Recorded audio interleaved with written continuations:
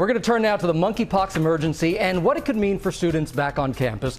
There are more than 11,000 cases in the U.S., including at least 7 children, with some universities now reporting cases in or around their communities. And the only doctor I trust, our chief medical correspondent, Dr. Jen Ashton. She's here with what parents need to know about this. Good morning. Good morning, Gio. All right, so monkeypox on college campuses. Why are medical experts so concerned about this? Well, I think if you look at this in terms of how the virus behaves and then environment and how we behave, the good news is this is not an easy virus to get compared to, let's say, coronavirus. But if you talk about environment and social behavior, college campuses, school in general, much more high risk. So that's why I think the awareness is going up and the concern is going up at this point. So let's go through monkeypox step by step. How do you even know you have it?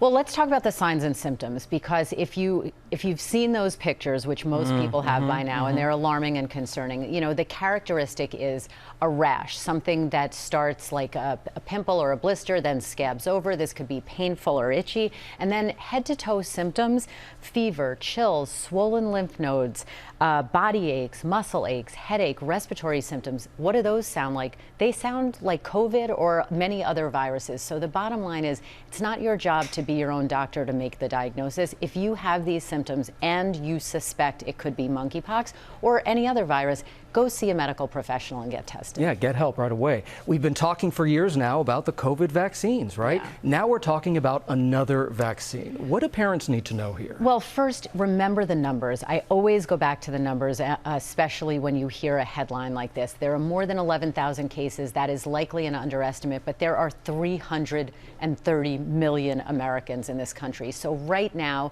the risk overall is low, but you do want to keep your eye on this. And I think that when you talk about prevention, you really want to be smart with your behavior. We know that monkeypox, in terms of its transmission, the main route of transmission is prolonged direct skin-to-skin contact. That does not have to be sexual contact, Gio, so that's important for people to understand. But it can also be transmitted with prolonged face-to-face contact, respiratory droplet exposure, and then touching items contaminated with this virus. So eating cooking utensils or linens, clothing, bed sheets, towels.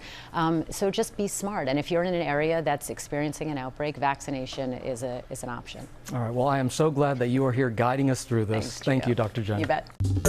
Well, hey there, GMA fans. Robin Roberts here. Thanks for checking out our YouTube channel. Lots of great stuff here. So go on, click the subscribe button right over here to get more of awesome videos and content from GMA every day, anytime.